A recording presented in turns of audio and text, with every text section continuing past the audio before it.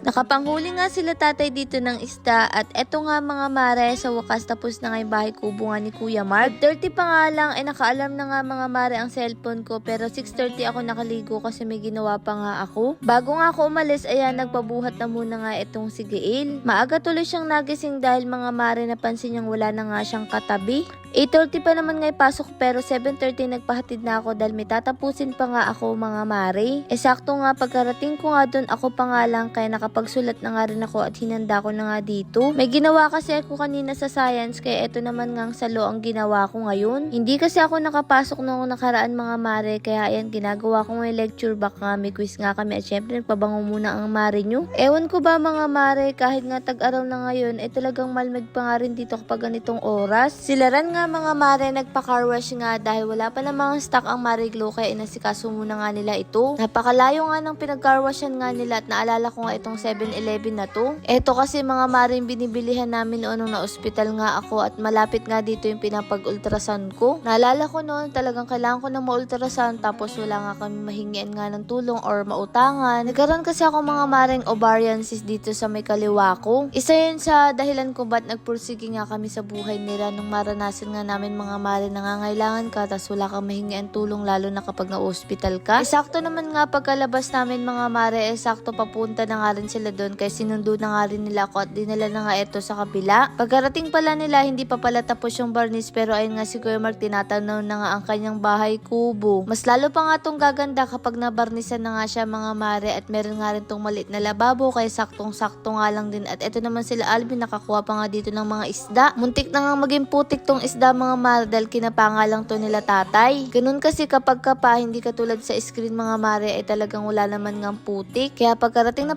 nga nila, ayan, hinugasan na nga rin nila mga mare at tuwang-tuwa nga itong si tatay dahil matagal-tagal na nga sila bago makahuli nga niyan. Dito nga lang to malapit sa atin mga mare. Akalain mo talagang itim na itim siya, pero tingnan nyo naman nga sobrang linis na nga ngayon. Dami nga liwalo sa kagurami. Nung nabarnisan na pala yung bahay kubo nga ni Kuya Mark, ayan mga mare, sobrang ganda na nga. May mga nababasa ko sa comment section nga ni Kuya Mark, naku mga mare, okay na okay lang naman nga sa amin na nandito nga si Kuya Mark, lalo na yung bahay kubo niya. Dahil mas pabor sa amin yun na may kapitbahay na nga kami mga mare. At eto nga sila Kuya Romeo, nagpicture-picture nga kami kasi tapos na nga. Kung magpapagawa nga kayo ng kubo mga mare, ay naku, may re-recommend ko to sa inyo dahil sobrang ganda nga nilang gumawa ng kubo. Bukod doon ay napakamura pa nga ng singil nga nila. O siya, eto nga si Gal, hindi nga natatakot dito sa buhay na isda. Pansin ko nga sa bata na to, talagang hindi siya matatakotin. Tinan nyo mga mare, nahawakan pa talaga at nanghuhuli nga. Kung iba-ibang bata yan, takot siya, hindi mga mare, akala mo talaga. Ayan, tingnan nyo, nakahuli pa nga, tuwang-tuwa pa nga siya dyan.